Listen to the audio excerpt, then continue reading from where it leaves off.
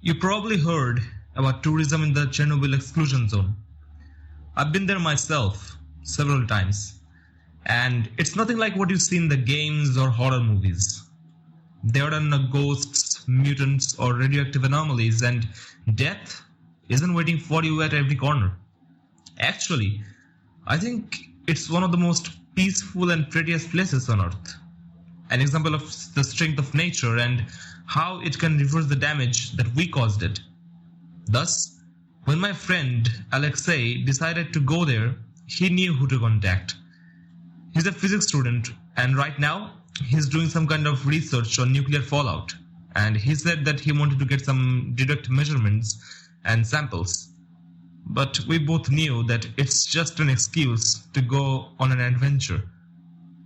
We visited the old power plant, the abandoned city Pripyat, and the surrounding exclusion zone. It was nice, but I would probably just bore you with more details. That part is not important anyway. We were driving on some dirt roads in a forest east of Pripyat when we found it. An old, rusty fence and a chained gate that blocked any further passage. There was a big sign with a radiation hazard symbol and captioned "Restricted Area, Authorized Personnel Only." There was a pair of massive metal blast doors in the side of an artificially looking hill not far behind the fence, with a large white O13 painted on it and "No Entry" sprayed on top. "What do you think it is?" Alex asked. "I don't know. Looks like some kind of bunker," I replied. "And it looks like it has been closed for some time," I added after taking a closer look at the doors. The both halves were welded shut in the center. Alex took his samples and readings, but we were too puzzled to leave just yet. "Do you think we can get in?" I asked. "Well, not this way for sure. Even if it wasn't welded sealed, I'm sure we have no way of unlocking it," Alex replied while examining the massive door. "It looks like an underground bunker. They must have had a way to pump air inside, and I don't think this is it. There has to be another way to get in," I said. We circled the main entrance to try to find another means of entry. The day was already coming to an end, and it was slowly getting darker. As we were searching, a thought crossed my mind. Why would they weld the doors? What's so important inside that they went this far to keep people away? "Look, there's something there." Alex pulled me away from my thoughts. It was a concrete block a couple of meters high with what looked like vents on the sides. As I looked into the vents, I noticed that they were also sealed with heavy-looking steel hatches and no clear way to open them. However, there was also a somewhat smaller door labeled "Service Tunnel" with a large wheel on the outside. "Should I open it?" I asked. "Yeah, I'm really wondering what this is.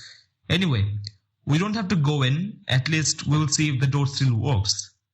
At first, the wheel won't turn because of all the rust and dirt. But eventually, it budged. The door unlocked. I pulled and it slowly started opening. It was very heavy and took a lot of force. Behind the door, there was a small platform and a tight vertical tunnel with a ladder. What caught my attention though was that there was an identical locking mechanism on the inside. That meant that they could block the door from both sides. But why? We were lucky, because if they had locked it from the inside too, there would be no way to get in. I stepped inside and shined my phone light down the shaft. It wasn't strong enough to hit the bottom. The air was damp and old, and there was something that I couldn't identify, a very faint chemical-like smell. There was no radiation nor signs of any other hazards. "You've got to be kidding me! This is so cool. We have to come back here and check it out later," Alex said. I couldn't agree more. It was almost dark now, so we sealed the door and called it a day. But we promised ourselves to return. I immediately tried to do some research when I got home. Unfortunately though, with no success. I even tried to call Pavel, a friend of mine who knew the area better than me. Actually, it was him who brought me there for the first time. He couldn't help me either, but promised to ask around. I told him about our plan and asked if he would go with us, but unfortunately, he was out of the country for a while. A week later, we packed our gear and went on with it. We brought some rope, heavy flashlights, glow sticks, Geiger counters, waterproof protective clothes, an oxygen meter, and a small emergency scuba tank just in case. And yeah, we're not stupid. So we told our relatives and friends about our trip and when we are expecting to return. We closed the door behind us as we descended down the access shaft. We couldn't know what's down there and we didn't want to cause a radiation leak or something like that. We eventually dropped down to a concrete tunnel which enclosed the air vents and some smaller pipes. There was obviously no power and thus no lights. Good thing, we brought our own. We followed the tunnel and reached another door. But this time it was a regular one, not the heavy bunker type. We went through and entered a room with 4 large air pumps and some electrical equipment and controls. The ventilation shafts split here into 2 larger ones that ran straight into the ground and 2 smaller ones that went straight across the room where there was another set of doors. Behind the doors, there was a large hall with numerous boxes, crates and other cargo just laying around. There also was a security checkpoint. Behind the checkpoint, we found the main door that we had seen from the outside. Just next to it, there was some heavy lifting equipment. We returned through the checkpoint and taken a look at a set of elevators. There was a simple map with the layout of the facility floor by floor. We were on floor 0, the main entry hall. There were another 4 floors below us. Floor 1, offices, security and recreation. Floor 2, secure laboratories. Floor 3, accelerator, clean room, decontamination chamber. Floor 4, experiment site. The map was titled Object 13. It wasn't a military bunker. This was a research site. We took a set of stairs since the elevators were of no use without power. An unsettling thought brushed my mind as we were descending.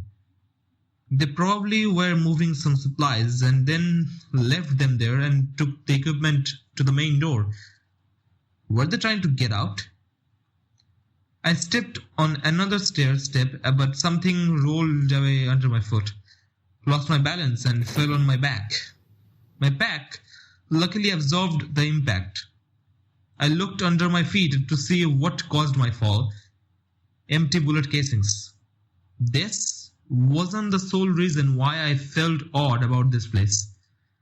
As soon as we got down to level 1, I noticed that every single door was open. Every single one. There was a canteen and a kitchen right at the beginning of a long rectangular corridor. Various offices surrounded the corridor. There was the regular stuff, paperwork, old computers, personal belongings, all right there where they left it. Did they leave in a hurry? Dimitri, Alex called from the canteen on the opposite side of the door. What? Was all I could say when I followed him to the canteen. There was food, still neatly served on the tables, but it wasn't spoiled. It wasn't fresh either, but it wasn't decaying, as a 30-year-old meal should. How is this possible? I asked. I don't know. Maybe it was irradiated or something, but it's not anymore. I checked that. I really don't know, man, he answered, as puzzled as I was. Oh, why didn't we just turn back and leave? Now that I'm writing this, there were so many red flags already. Something really wrong happened down there. But I guess we were too excited and curious. Or stupid. But it was at this point that my excitement started to fade and be replaced with an eerie feeling. Nevertheless, we continued and descended down to level 2. The stairwell ended here, And to go deeper, we would have to cross the entire floor to reach another one on the opposite side. There was a security checkpoint and a large blast door that we had to pass through to reach the labs. Again, every door was wide open. However, the things that people left here weren't neatly placed where they should have been. It was a mess everywhere. There were all kinds of rooms with all kinds of equipment that I didn't understand. Occasionally, there were more empty bullet casings on the ground. There still was the one central rectangular corridor as above, but the rooms around it were like a little maze.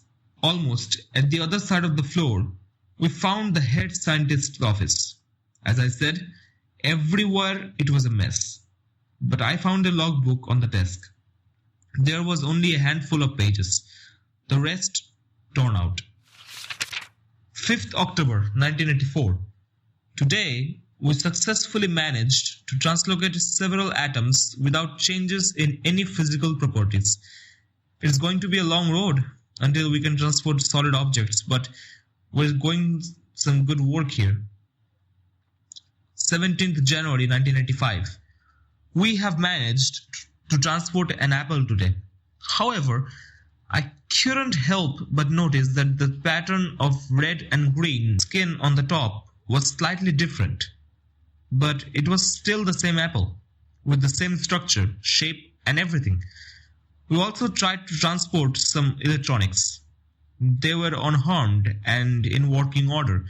I think that we still have a lot to perfect and learn about this technology. But we cannot slow down now. The country is relying on us. 21st February 1985. After the animal trials, we translocated our first human today. He is alive and healthy, a brave hero of our nation. We have proven that this technology works now.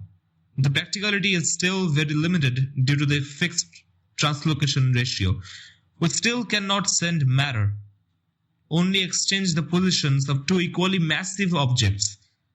I have proposed a new type of device that could possibly achieve one-way translocation of just a single object, but it would need an immense amount of energy. 1st May 1985.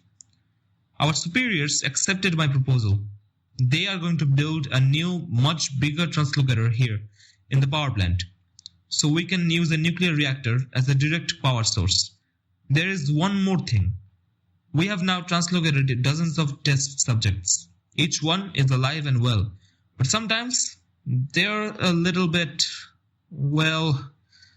different. They sometimes claim that various events in the past happened differently than they really did.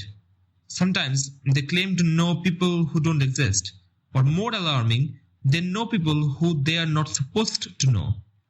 The following was written below with a pencil by hand. Test subject 28 was speaking an unknown language and couldn't understand any real language after the experiment. There was a lot of missing pages afterwards. 25th April 1986. We are going to try to change our approach. It's been more than a year, and we're still unsuccessful in eliminating the translocation symmetry anomaly. We still even don't know what is causing it, but we are not going to make any progress this way. Today, we are going to try to access the conduit reality instead.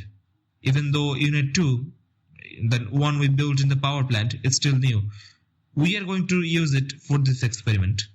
Who knows what wonders are waiting for us on the other side. There was one last page in the logbook. On it, it was just a single phrase written again and again. We let them in. Alex, I think we should go. I called. Man, come take a look at this, he answered. I stepped out of the lab and back into the hallway. There were clothes all over the corridor. Well, what was left of them?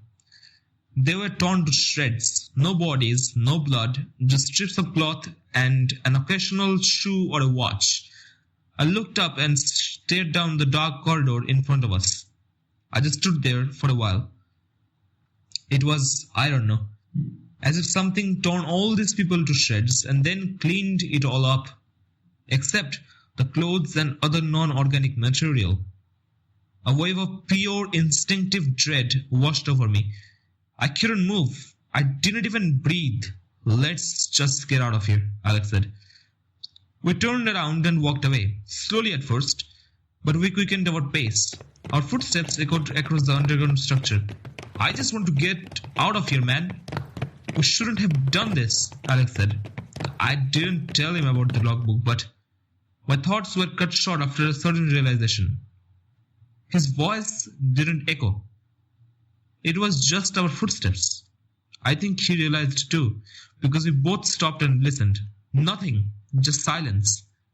I stepped forward. I took another step. There was this door just in front of us, and I forced myself to try something.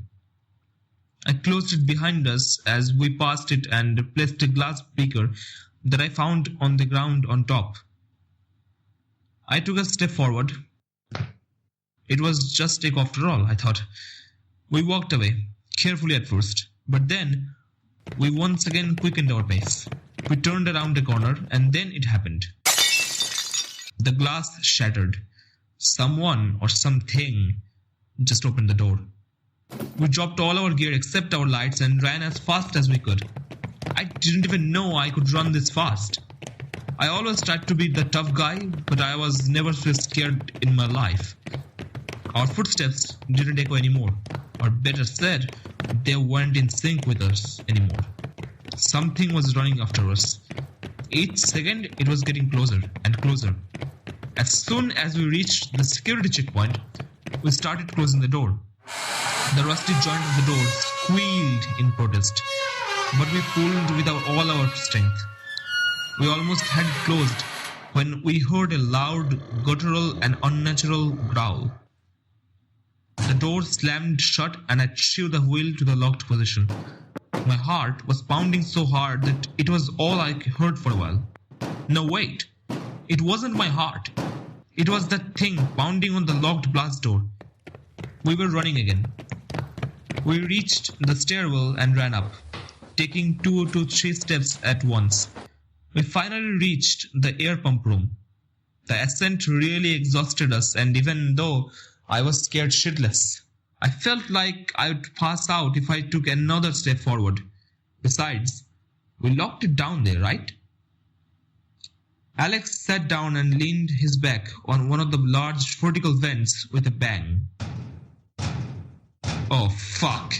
We locked it down there, but we forgot the vents. Alex and I looked at each other, our eyes met, and then the vent burst and he was gone. I only heard him scream as he was dragged back down. I feel terrible for doing this, but I just ran. I climbed the service shaft and locked the service door shut when I was finally out of this hell. As soon as I had phone service again, my phone started beeping with loads and loads of missed calls and messages from Pavel. Hey Dimitri, I found this guy. He says he knows what O13 is. Please, pick up as soon as you can. He says it's dangerous and you should stay out of it. This guy is calling me now. He sounds serious. Please call me back at once. I don't know what's going on, but he's going there. Please, I hope you get this before you go down. Stay safe, friend. There was also one message from an unknown number. Dimitri, this is Anatoly Moraz. I know what you found and I'm on my way from Kiev now. Do not go down there. If you already did and you managed to get out, lock the door that you used to get in and make sure it stays locked. I will try to call you when I'm there. So here I am, writing this while I wait.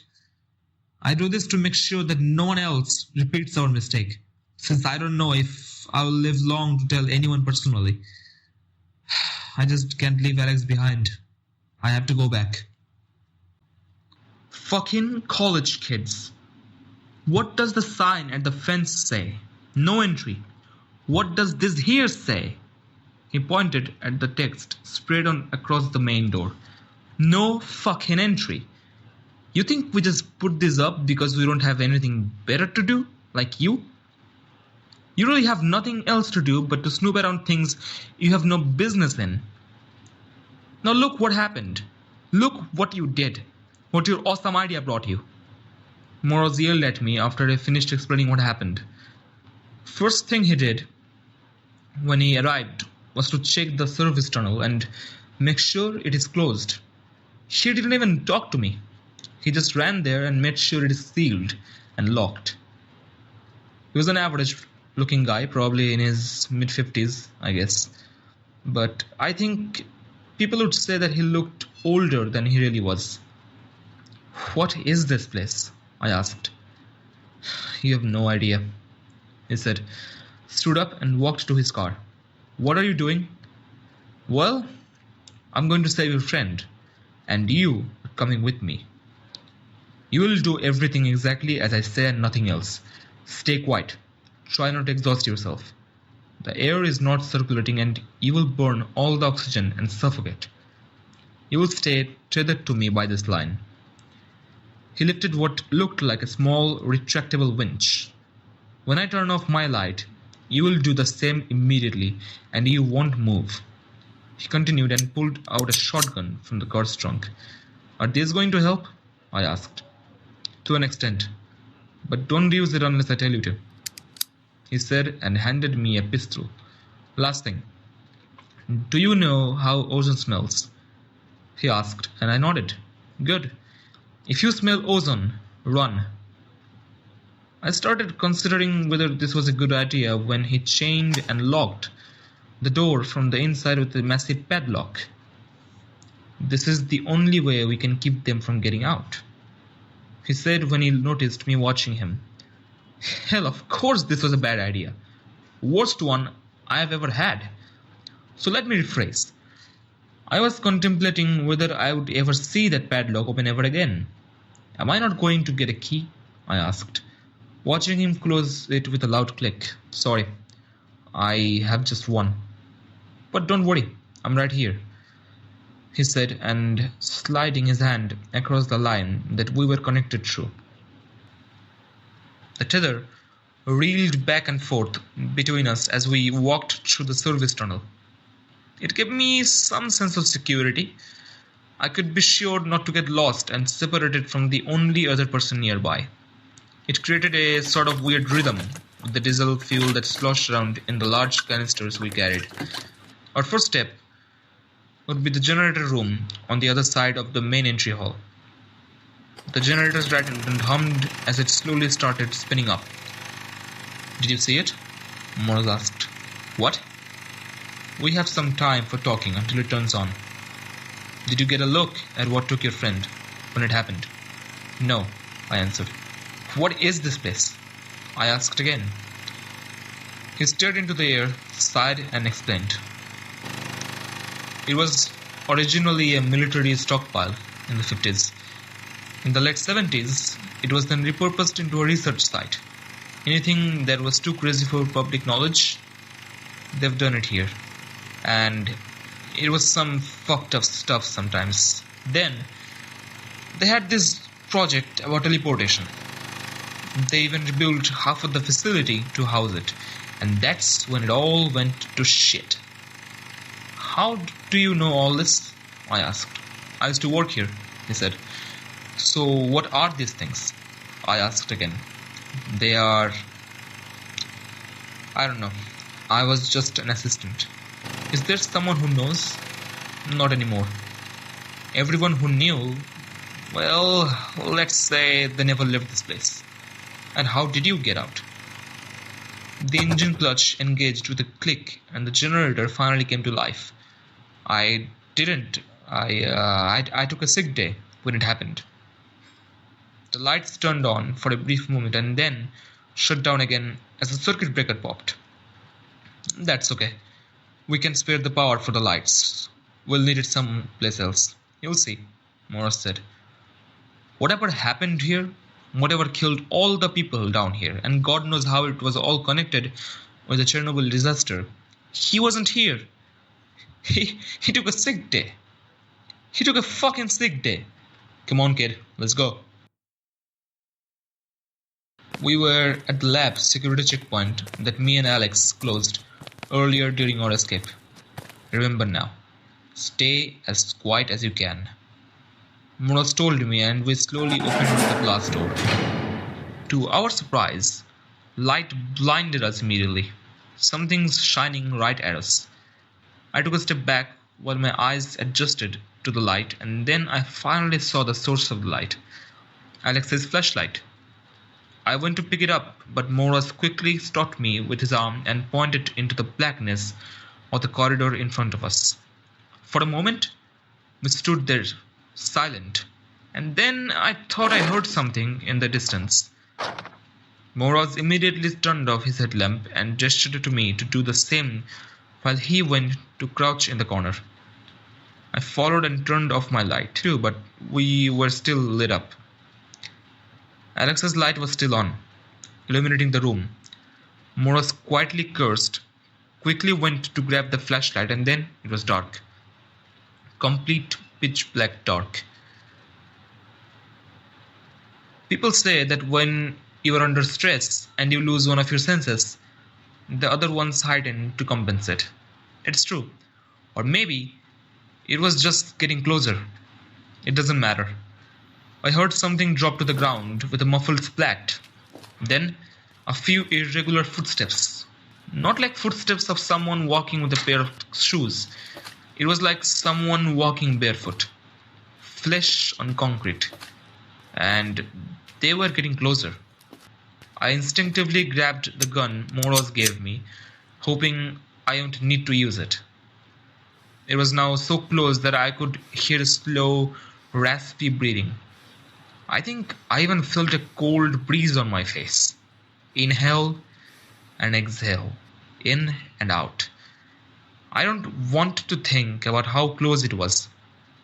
Then, something slammed into a wall down the way we came from, with a crash and the sound of glass and plastic breaking. Whatever the thing was there with us turned and quickly followed it. I thought that it's gone and I'm safe. Out of nowhere, suddenly a hand brushed against me. I almost jumped and screamed, but he quickly moved and grabbed my mouth, preventing me from making a sound. Another hand grabbed my gun. It's me. Follow me, slowly. A voice whispered into my ear. We entered a room on the side and I heard a door close silently. We waited for a while and then we turned our lights back on. Fuck! Don't ever do that again, I told him. But he wasn't listening.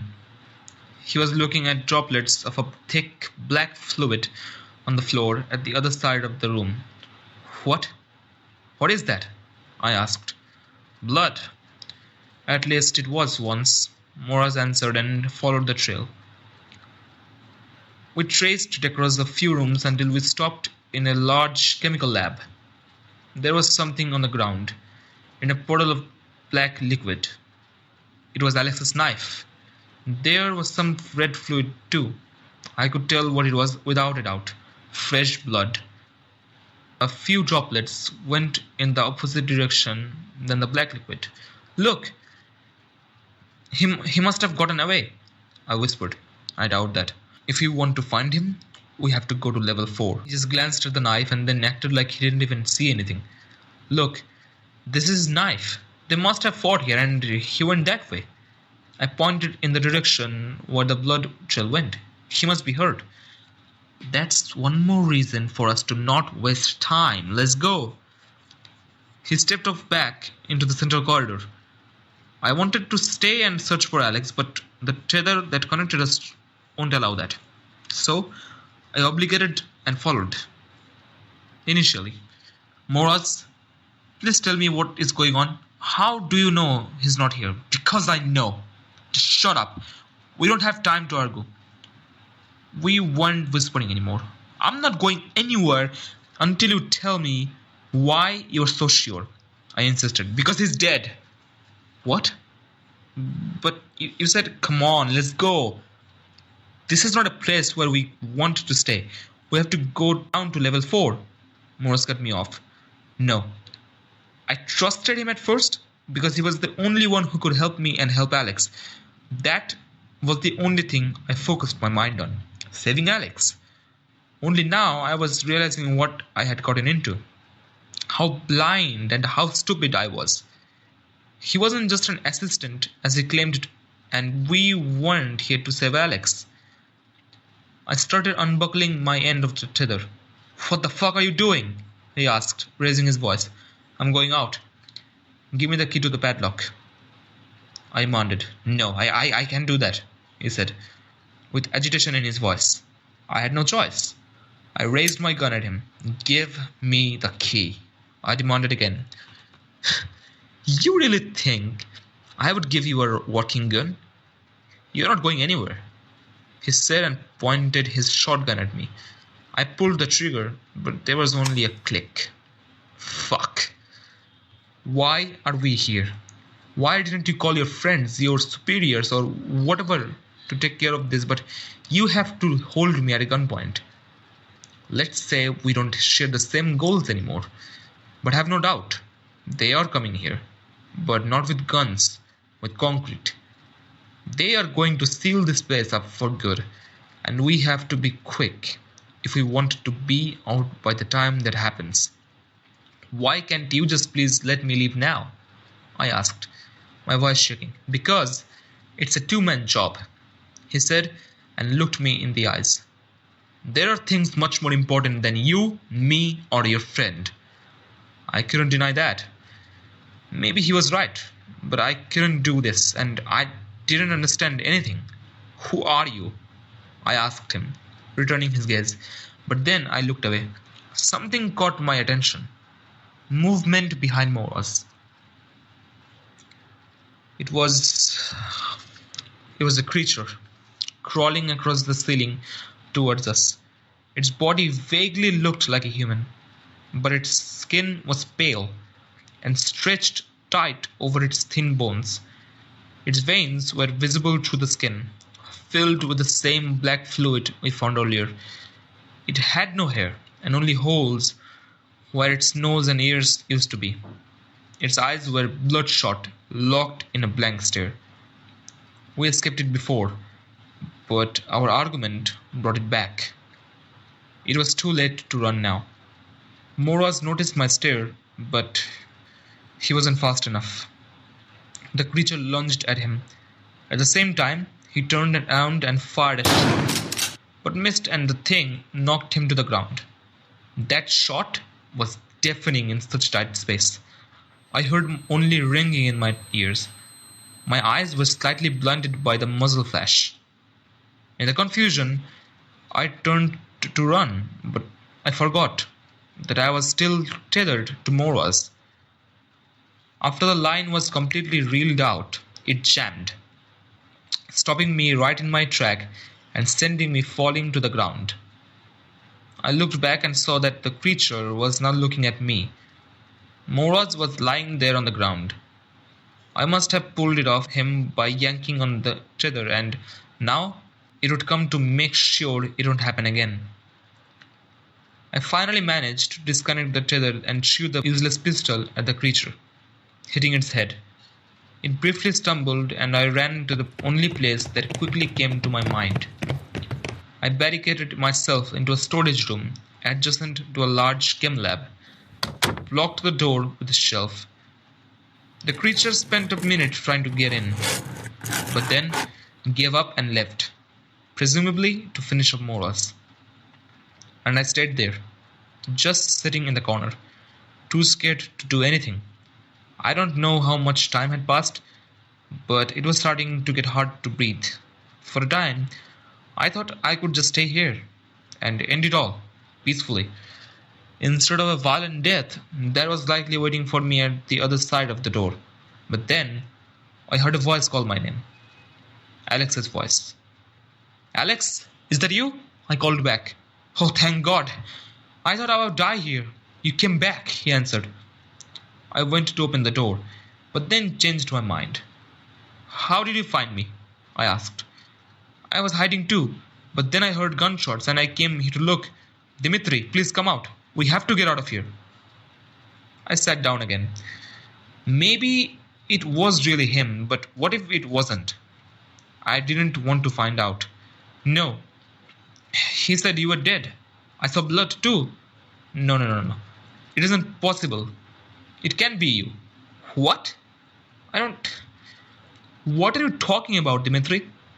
One of those things got me pretty good, but I'm alive. Dimitri, just please come out and let's get out of here. He pleaded. I have decided. I won't open the door. But then I changed my mind once again after what he said. Dimitri, do you remember the cherry tree? I knew you would come back. We used to play at this huge cherry tree when we were kids. We used to climb it all the time. But one day, I had this idea to make a bet. Whoever gets the highest wins. I got almost to the top, but then I realized how bad of an idea it was. The branches under me were too thin, and I knew they could break under my weight anytime. But Alex didn't want to lose. He tried to climb even higher than me. And then the twig he was standing on broke and he fell. Luckily, he landed in a pile of fallen leaves and only broke his leg. He could have killed himself if he fell on solid ground. And it was my fault. I almost got him killed because of a stupid bet. We decided not to tell anyone how it happened because we were both afraid of getting into trouble. But I felt guilty for it for the rest of my life. There was no way he could know about the cherry tree if it wasn't him. I opened the door and there he was. He looked terrible. Bruises and scrapes all over. And he had a blood-stained, torn piece of shirt wrapped around his left hand. Are you okay? I asked. I've been better.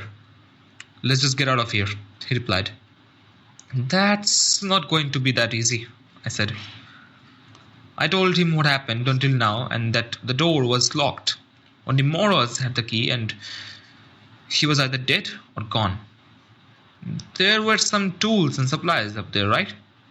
Maybe we can find something to cut the chain, Alex said, and we decided to try it. It was better than searching for Moroz's key after all. We found his shotgun, stained with blood, both his and the creature's, and immediately felt safer. We also picked up our packs that we dropped earlier. Luckily, all of our gear was still there. We carefully walked back to the main hall, but I felt that something was watching us all along. We saw some few old saws and files next to the main door. We grabbed all we could, but we weren't alone. The inhabitants finally decided to make their move. One of the thin creatures crawled out of the stairwell. I aimed and fired. It fell down from the ceiling, twitching like a dying insect. But it didn't matter, because it wasn't alone. Another one crawled out, then another, and another.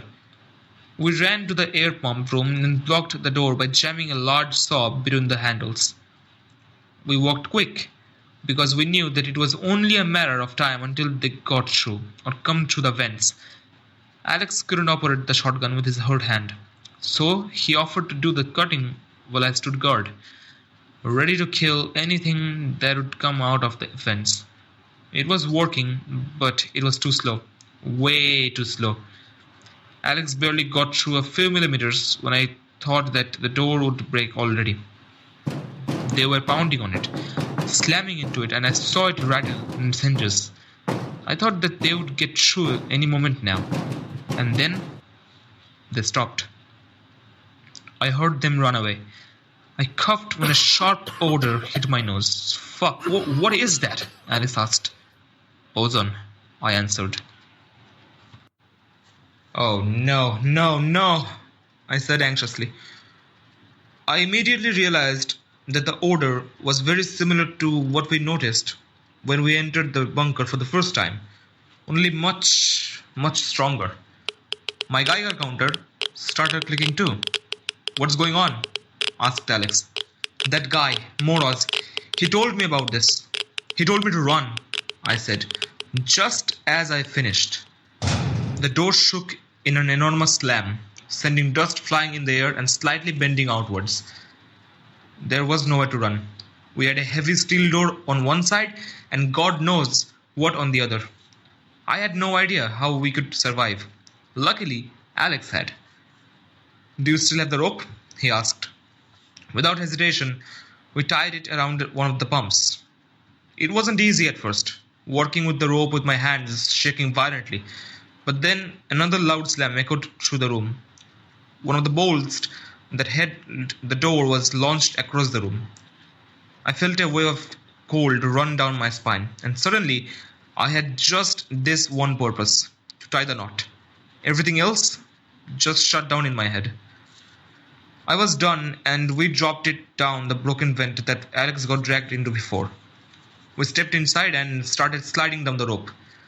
I then heard another slam, and then what I think was the door hitting the ground. It was true.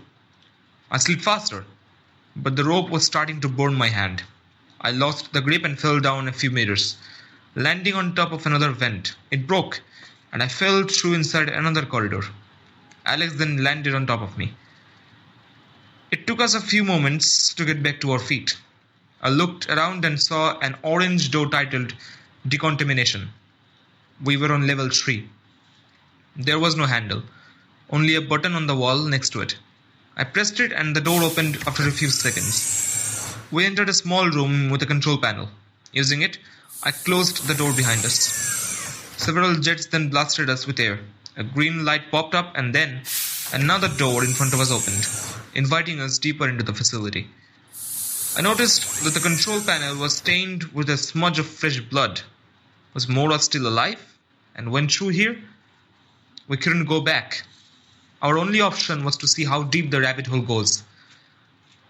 It was supposed to be a clean room, but the place was wrecked even more than the upper levels.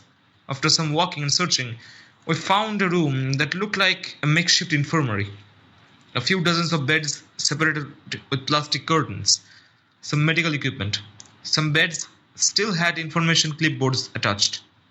Patient 2. Quarantine. Servetim C. Patient in coma. Observation only. Do not interfere. Deceased. 728. Unknown. Patient 6. Quarantine. Servetim C. Patient in coma. Observation only. Do not interfere. Deceased. 752. Unknown. Patient 19. Quarantine. On-site operative assistant. First contact with Servetim C. Massive blunt force trauma. Chest. Suspected internal hemorrhage. Cranial concussion, suspected damage to clavicle, spine, dislocated, shoulder fracture. Humerus multiple lacerations. Chest. Deceased. 404. Internal hemorrhage. Patient 7. Quarantine. Servetim C. Patient is psychotic and unresponsive. Mild to moderate frostbite. Observation only. Do not interfere. Termination order. Signed A. Moroz. There were some body bags on the other side of the room, empty. We searched the area and eventually ended up in the lower levels of the facility. There was this rotten smell all around. We entered a room, and well, there was this substance everywhere. On the walls, floor, ceiling, everywhere. It was like flesh, with tendrils or veins running across it, like from Dead Space game. Then we found bodies attached to it, dozens, shriveled up like dead insects in a spider web. I think we should go back, Alex said, anxiously. We turned around and went back, but then I heard some debris shift in the distance in the corridor we came from.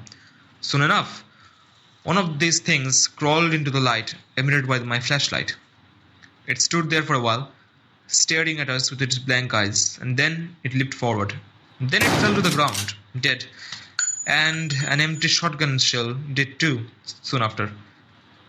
I heard more of them making their way towards us in the distance, so we ran deeper into the facility. I shot a few more on the way, then ran out of ammo. We eventually found a long, dark tunnel flooded with water. The things were almost on us. I could see them crawl along the walls behind us. We entered the tunnel. The water slowed us down considerably, and I waited the worst. But then I noticed that we weren't followed. They wouldn't go inside the tunnel. We walked for, I don't know, an hour, 2. The water was ice cold.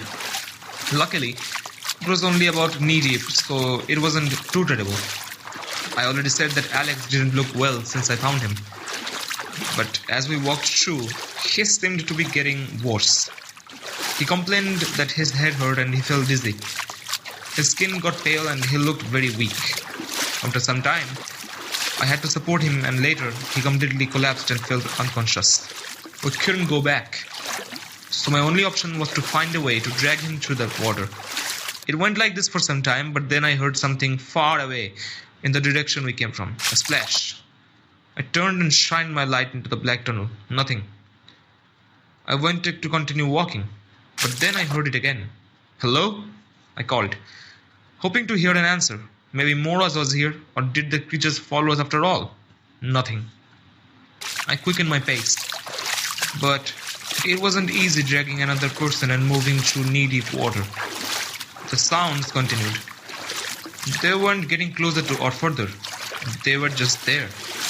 Then I reached the end. The tunnel was closed off with another massive steel door and no visible way to open it. It was a dead end. I stopped moving and listened. Those sounds, it wasn't just a splash. It was more like as if someone or something was wading through the water. I panicked and started banging on the door, calling for help. I had nowhere to go. The sounds were now getting closer. I saw waves in the water. It was now very close. I slowly turned again and looked into the tunnel. I saw nothing and heard nothing. The silence and darkness. And then the familiar scent hit my nose. Ozone. Then I heard a metal shift behind me, and the door opened. Dimitri? A familiar voice called. Moraz.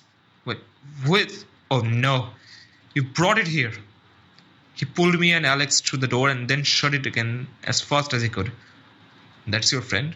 How? What happened to him? He asked as I looked at still unconscious Alex. I don't know. Are you okay? I asked back. He had a large gash across his face and his right eye. Well, no, thanks to you, he responded. He noticed the makeshift bandage on Alex's arm and unwrapped it. What he had on his arm wasn't just a regular wound. It was a bite mark. That. Moraz said and pointed at it. Stand back. He stood up and drawn his pistol. No, wait. At least tell me what's going on. He's going to be dead in a few minutes. This will make it easier for him too, and mostly for us. What? Please, man, is there really nothing else we can do? I pleaded. He looked at me, looked at Alex, and then stood there, thinking for a moment. I was immediately relieved when he holstered his gun again. Okay, this might help him, he said, and dug up a case with a syringe from his backpack. It looked like used recently and was only about half full with a clear liquid. He injected Alex with the rest of it. You don't matter anyway, he said. What do you mean? Follow me. Take him too if you want. I'm not carrying him. I guess you have probably already figured out that this all had something to do with the disaster 30 years ago. He explained as we moved through the facility. The first machine we used for the teleportation experiments, it wasn't powerful or reliable enough. We figured that this whole thing wasn't as simple as it seemed.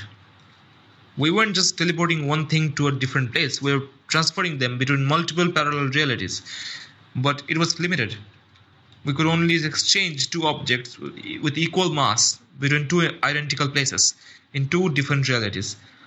So, they built a new machine here and used a nuclear reactor to power it, hoping that we could possibly move anything to any place between two given realities.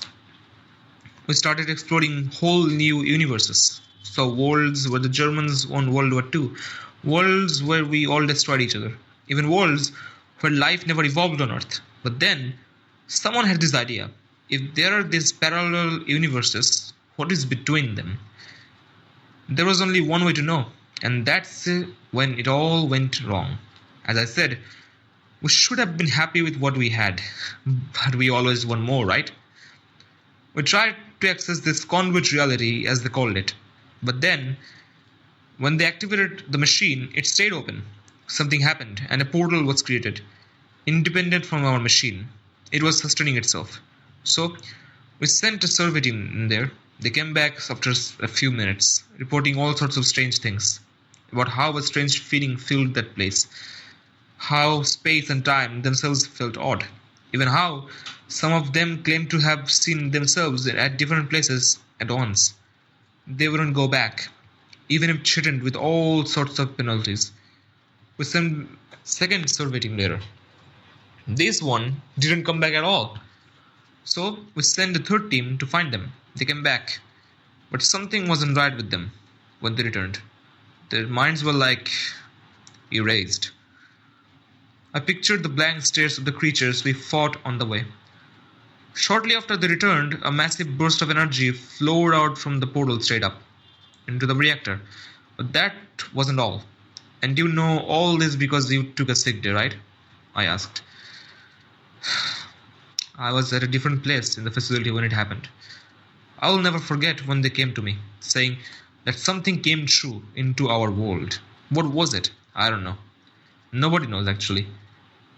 It wasn't unlike anything we have ever seen, and it killed almost everyone here. Not just killed, it did stuff to people. You've seen them. We're here. We entered a control room, filled with computers and various controls and displays. Moraz closed another glass door and sealed us inside the control. We need to close the portal. We have tried it before, but these things wouldn't let us. So where are they now? As soon as I heard that you went inside the facility and came back, I knew something was off. This place used to be full of them. At least one is still here. The smell of ozone. But a few years ago, anyone who went in wouldn't get alive past level 1. But we have got this far, and I don't know why. That's what scares me. Something isn't right. I know that I'm asking for a lot, but we need to go inside the portal and use this. He emptied his backpack and took out a crude-looking contraption with all sorts of wires, coils, and other bits hanging from it. We need to place one end in the other reality and then return with the second end into ours. If it works, it might cause the portal to collapse. And how do you know that the same thing that happened to the third team won't happen to us too? I asked. That's the thing, I don't. But I'll tell you this. You know how they built that concrete shield over the reactor? They weren't trying to steal the reactor, they were trying to steal this place, to prevent whatever came into our world from getting out. And a few years ago, the thing we feared most happened. The shield started cracking. They were trying to get out. So, they built a new containment building recently, as you know. But for how long will this go on? Sooner or later, something will fail and they will get out. This might be our only chance to end this for good. How the hell did I get into this? I thought. I was just a random guy at the wrong place in the wrong time. But Moros was talking as if the fate of our world depended on me. But maybe he was right. Whatever set of coincidences has brought us here, brought me here, maybe me and Moraz were the only people who could do what needed to be done. Alright, let's do it, I said. We put on a pair of what looked like modified spacesuits, left everything other than the device in the control room and entered the machine. We were in a dome-shaped chamber full with complicated machinery. In the center, there was a sphere of white light. Above it, a black hollow shaft going straight up with cracks and debris around the opening. We tethered ourselves to a steel rail and Moraz walked forward into the sphere and vanished. After some hesitation, I did the same. I found myself in a place that I can describe. There was no up, no down, and I could walk in any direction. It looked empty, yet I could see countless infinitely large shapes with billions of tiny dots on the surface. Here, a voice called. I looked for Moraz, but I couldn't find him. Where are you? I called. Come, he said and grabbed me by the arm, seemingly out of nowhere. I noticed hundreds or thousands of other white spheres in the distance around us. Are those? Yes. Portals from other parallel realities. Are we going to close them all? No, just ours. The others are not our problem. They will have to find their own way to handle it. We walked towards one distinct shape. As with everything here, I had struggled to describe it. It was like a fractal, the same shape repeating over and over and over again. I think this is it, Moros said, and started doing something with the device. It beeped several times and then started making this high-pitched hum. Oh, no, no, no, no, no, no, no. This is not good. He continued. What's going on? Listen, I need you to take the other end and return. Once you're back, pull the switch and keep this button pressed until it activates. I have to stay here. I picked up my end of the machine and watched as the wire started unreeling between the two. What about the key to the door out? I asked. There is no key. What? But you said that wasn't the plan. This was always the plan. I couldn't risk. He didn't finish. I saw something in the corner of my eye. Movement. Shit. Don't look at that. Go now, run, Morris said, and I listened. I ran back, followed the line back into our portal, with my eyes almost closed. I went through, placed the device on the ground, flipped the switch, and the device started producing a similar high-pitched noise. I pushed the button. For a second or two, nothing happened, and then suddenly the device, or the portal, let out an ear-piercing whine, an intense flash and a wave of heat, and then it was gone. Severed wires and tether line laid there on the ground where the portal used to be. In the meantime, Alex woke up. He looked much better, and I told him what happened while he was out. We didn't know what to do now. We thought about going back and trying to cut the chain on the door outside again, but after what happened last time, we doubted that it could work. We probably won't even get there live at all. But then, Alex had this idea. What if we can use the machine to teleport out of here? It took us several hours to figure out how the controls worked. It was heavily damaged and the reactor was obviously out of question, but the generators above supplied enough power for a simple translocation, as they described it. All we needed to do is input a target vector, and then the familiar clicking and smell of ozone came. A powerful slam shook the whole room and left a large dent in the steel door that connected the control room with the rest of the facility. Fuck, not again, I yelled. I think I got it. They have some vectors written down here. We just need to add some height and we'll get out of here. Alex explained. Make it fast, I said as the door shook in another slam. He did something and the controls lit up with alarms sounding. We ran to the core chamber and closed it behind us, just as we heard the control room door give open. We stood in the center and waited. Sparks and smoke filled the room as the machine did its thing. Please work. I heard another slam, and the door to the chamber broke off the wall and fell to the ground. I looked over and then the time froze. I didn't feel fear. I felt at peace. I felt as if I was just a step away from understanding everything. I wanted to stay there forever. A flash suddenly blinded me, and then I bumped my head into something. I opened my eyes and breathed in fresh air. We were laying upside down in a crater-like hole in the ground in a forest. We were out. We found our car after a few minutes. We saw several military helicopters fly in the opposite direction as we were driven home. Alex checked into a hospital with the made-up story of an animal attack. He was okay in the end. We didn't talk about it again. It was over and I thought that our world was safe from whatever stayed at the other side of the portal. But when I finally returned home that day, I noticed that something wasn't right. The old cherry tree that we used to play at when we were kids, it wasn't there. There was an apple tree instead. We have managed to transport an apple today. However, I couldn't help but notice that the pattern of the red and green skin on top was slightly different. We were transferring them between multiple parallel realities. Portals from another parallel realities. Are we going to close them all? No, just ours. The others are not our problem. They will have to find their own way to handle it.